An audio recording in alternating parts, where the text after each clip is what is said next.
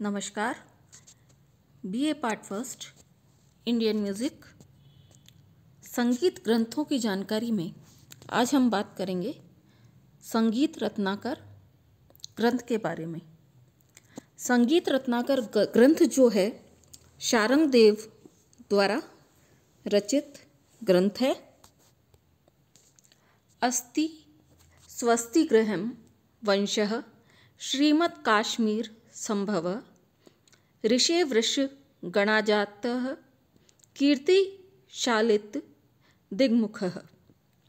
अर्थात श्री से युक्त काश्मीर देश में उद्भव होते हुए वृषगण नाम के ऋषि से उत्पन्न कल्याण का आश्रय वंश है, जिसने अपनी कीर्ति से दिशाओं के मुख को उज्जवल किया है।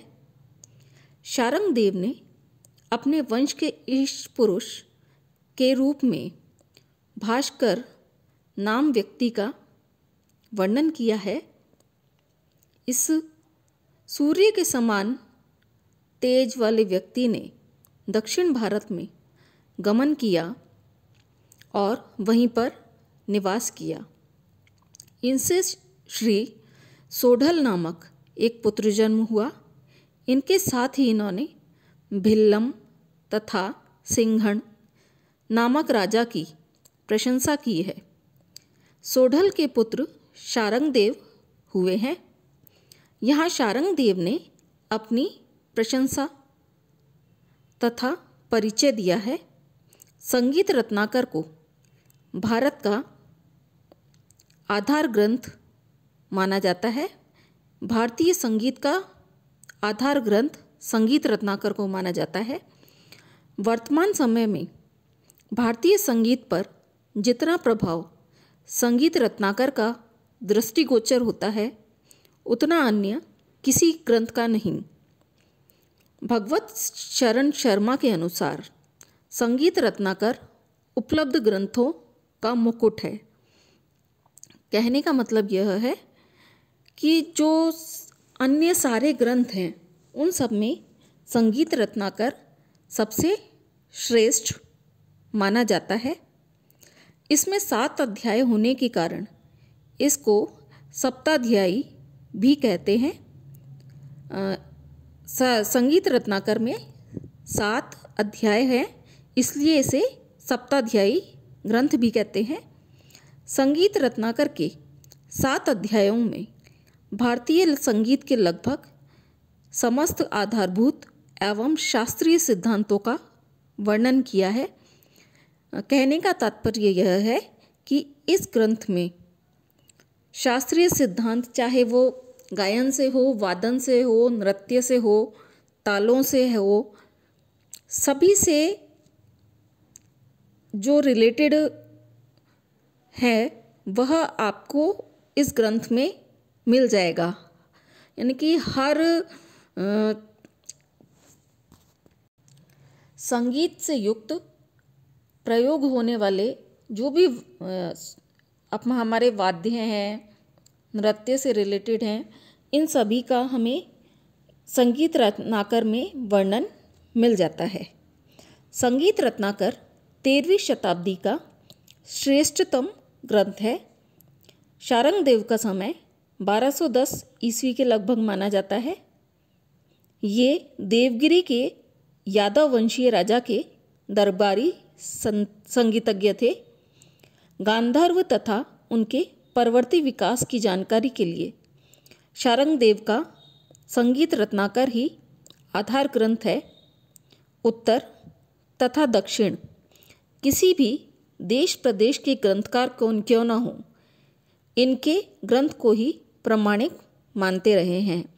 जैसा कि हमने आपको बताया है कि भारत में 2 प्रकार की संगीत पद्धति चलती है, उत्तर भारतीय संगीत पद्धति और दक्षिण भारतीय संगीत पद्धति। इन दोनों ही पद्धतियों ने इस ग्रंथ को प्रमाणिक मानते हैं। ऐसा माना जाता है कि संगीत रत्नाकर पर प्राय 7 टीकाओं का सृजन हुआ। टीकाओं का मतलब यह होता है कि इनके जो ग्रंथ हैं उनकी अलग अलग प्रकार जो होते हैं वो, किंतु वर्तमान समय में संस्कृत की 2 ही प्रदर्शित टीकाएं उपलब्ध है। पहली तो सिंह भूपाल की और दूसरी कल्लीनाथ की। ये दोनों राइटर हैं। इन्होंने जो जिन टीकाएं लिखी हैं ये 2 ही अभी उपलब्ध हैं। संगीत सुधा सागर का समय 14 ईस्वी माना गया है। संगीत रत्नाकर की सिंह भूपाल द्वारा की गई प्रथम टीका है। जो संगीत सुधाकर है वह संगीत रत्नाकर की प्रथम टीका है, जो कि 14 ईस्वी में संगीत सुधाकर नाम से लिखी गई और सिंह भूपाल के द्वारा लिखी गई थी। ये कलानिधि आचार्य कल्लीनाथ द्वारा रत्नाकर पर की गई टीका है। इसका काल सन 1446 से 1465 के मध्य माना जाता है। संगीत रत्नाकर के आरंभ में ही संगीत की परिभाषा दी गई है। गीतम वादम तथा नृत्यम त्रय संगीत मुच्यते। जैसा कि हमने आपको पहले भी बताया था, गीत, वाद्य और नृत्य ये तीनों ही संगीत कहलाते हैं। मार्ग और देशी भेद से संगीत 2 प्रकार का माना जाता है। इस पुस्तक में 7 अध्याय माने गए हैं और इन 7 अध्यायों में पूरे संगीत का वर्णन किया गया है। किसी भी अध्याय को छोड़ा नहीं है। संगीत से जो भी जुड़े हुए वर्णन है वह सभी इसमें लिए गए हैं। इन अध्यायों के नाम हैं स्वरगताध्याय, राग विवेकाध्याय, प्रबंधाध्याय, प्रकीर्णाध्याय, तालाध्याय, वाद्याध्याय, नर्तनाध्याय। यह तो इनके नाम थे। अब हम बात करेंगे कि जो ये 7 अध्याय हैं इनमें जो वर्णन किया गया है वह किस किस चीज़ का वर्णन किया है। सबसे पहले हम इसके प्रथम अध्याय के बारे में बात करेंगे, स्वरगताध्याय। प्रथम अध्याय में नाद का स्वरूप, नादोत्पत्ति और उसके भेद, सारणा चतुष्टयी, ग्राम, मूर्छना, तान, वर्णन, स्वर और जाति साधारण, वर्ण, अलंकार और जातियों का विस्तृत वर्णन किया गया है। इसका जो स्वरगताध्याय है यानी कि स्वर से रिलेटेड हर चीज़ का इसमें वर्णन किया गया है। नाद, स्वर, जाति, मूर्छना, ग्राम जो भी हैं इनका वर्णन प्रथम अध्याय में किया गया है। दूसरा अध्याय है हमारा विवेकाध्याय। इसमें ग्राम राग और उनके विभाग तथा रागांग व भाषांग आदि का स्पष्टीकरण और देशी राग व उनके नामों का उल्लेख है। ग्राम राग और इनकी जो अलग अलग रागों की प्रकृति है वो हमने आपको बताई थी। उन सभी का उल्लेख इसके द्वितीय अध्याय में किया गया है। शारंग देव ने ग्राम रागों की संख्या कुल 30 मानी है तथा 5 गीतियों के आधार पर इनका वर्गीकरण 5 वर्गों में किया है। शुद्धा गीति के आधार पर ग्राम राग 7, भिन्ना गीति के आधार पर 5, गौड़ी गीति के आधार पर 3, बेसरा गीति के आधार पर 8 तथा साधारणी गीति के आधार पर 7 ग्राम रागों का वर्णन है। अतः इनकी कुल संख्या 30 है। राग लक्षण के वर्णन में सबसे पहले शारंग देव ने उन 17 रागों के लक्षणों का वर्णन किया है जिनसे अधुना प्रसिद्ध देशी राग उत्पन्न नहीं हुए हैं। रागादि, देशी राग और भाषादि जिन ग्राम रागों से वे उत्पन्न हुए हैं इनका वर्णन उनके जन्य देशी रागों व भाषादि रागों के साथ किया गया है। यह तो हमने आपको द्वितीय अध्याय के बारे में बताया कि इसमें राग किस प्रकार उत्पन्न हुए और कितनी इनकी संख्याएं हैं, कौन कौन सी गीतियां हैं, उसका वर्णन इसमें सेकंड अध्याय में किया गया है। तृतीय अध्याय है हमारा प्रबंधाध्याय। तृतीय अध्याय में वाग्यकार के लक्षण, गायक के गुण दोष और स्थाय इत्यादि का विवरण है। तृतीय अध्याय जो हमारा है इसमें गायक के गुण दोष और इसी से रिलेटेड चीज़ों का वर्णन है। चतुर्थ अध्याय जो कि हमारा है प्रकीर्णाध्याय, इसमें गान के निबद्ध और अनिबद्ध गान के भेद, धातु व प्रबंध के भेद और अंगों आदि का वर्णन उपलब्ध है। पंचम अध्याय जो हमारा है वह तालाध्याय है। इसमें तालों के विषय में वर्णन हमें प्राप्त होता है। संगीत रत्नाकर का षष्ठम अध्याय। पंचम अध्याय में शारंगदेव ने प्रचलित अथवा व्यवहाररत तालों का विवेचन किया है, अर्थात इसमें जो शारंगदेव ने जो भी हमारी प्रचलित तालें हैं जो हमारे कार्य में आती हैं संगीत की गायन वादन और में उनका वर्णन किया है। शारंगदेव के अनुसार गीतम वादम तथा नृत्यम यत् ताले प्रतिष्ठितम, अर्थात गीत वाद्य और नृत्य को ताल प्रतिष्ठित अथवा व्यवस्थित रूप प्रदान करती है।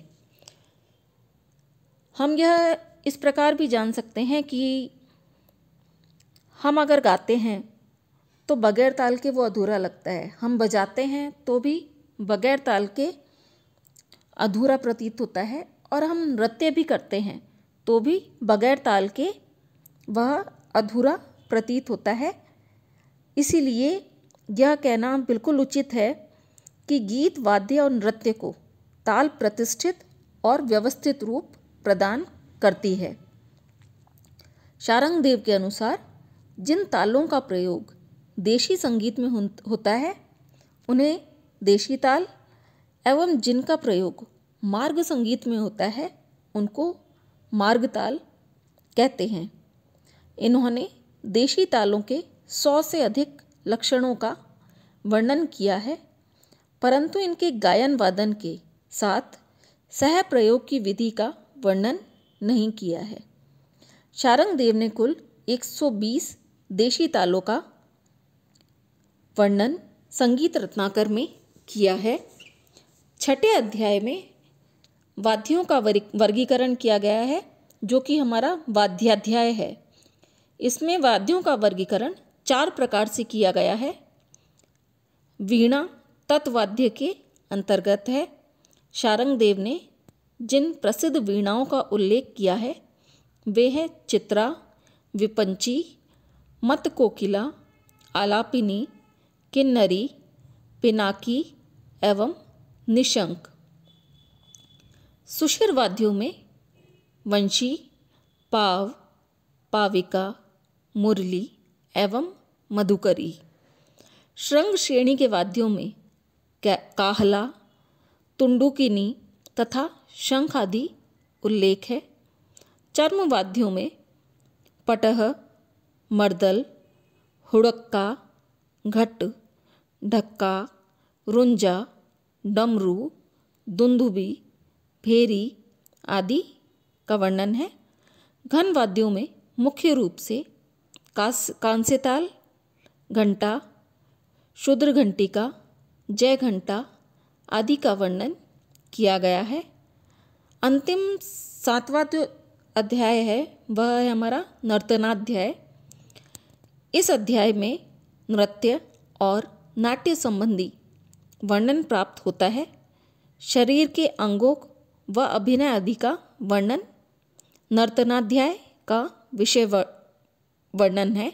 यानी कि इस जो अध्ययन में है, जो हमारा 7वां टॉपिक पॉइंट है नर्तनाध्याय का, इसमें नृत्य संबंधित सभी चीज़ों का वर्णन किया गया है कि अंगों कौन से नृत्य में किस अंग का किस प्रकार से संचालन होगा, अभिनय किस प्रकार से होगा, क्योंकि हर नृत्य शैली की अलग अलग विशेषताएं होती है, उस प्रकार से इनका वर्णन किया गया है। यह हमने आपको 7 अध्याय के बारे में आपको बताया है कि 7 अध्याय में किन किन चीज़ों का वर्णन किया गया है। शारंगदेव ने अपने समय में प्रचलित रागों को 10 वर्गों में विभाजित किया है। जो राग के जो 10 लक्षण हैं हमने आपको पहले बताए हैं। ग्राम राग, उपराग, भाषा, विभाषा, अंतर्भाषा, उपांग, क्रियांग, भाषांग तथा रागांग। यहाँ हमने राग के जो प्रचलित 10 लक्षण हैं इनका वर्णन हमने आपको पहले भी बताया है। जातियों का विस्तार पूर्वक वर्णन करने के उपरांत ग्राम रागों को जातियों से उत्पन्न माना गया है। शारंगदेव के स्वर और राग आधुनिक स्वर और रागों से साम्यता नहीं रखते हैं। इसका कारण यह है कि उन्होंने जो श्रुत्यांतर स्थापित किए थे वे आज के श्रुत्यांतर से भिन्न हैं। भरतकृत जो नाट्यशास्त्र एवं बृहदेशी के आधार पर शारंगदेव ने अपने ग्रंथ का सृजन किया था, पर उनके काल में जातियों का लोप हो चुका था।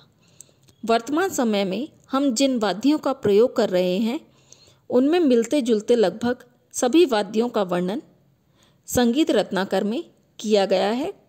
संगीत रत्नाकर में वर्णित वाद्यों का प्रभाव वर्तमान समय में व्यवहारिक वाद्यों पर स्पष्टतः दृष्टिगोचर होता है। शारंगदेव ने पदार्थ संग्रह प्रकरण के अंतर्गत संगीत रत्नाकर में वर्णित संपूर्ण विषय का संक्षिप्त वर्णन किया है। कहने का अर्थ यह है कि हमारे संगीत के जो भी आधारभूत सारी चीज़ें हैं उनका अध्ययन हमें इस जो ग्रंथ में है वह हमें मिलता है। धन्यवाद।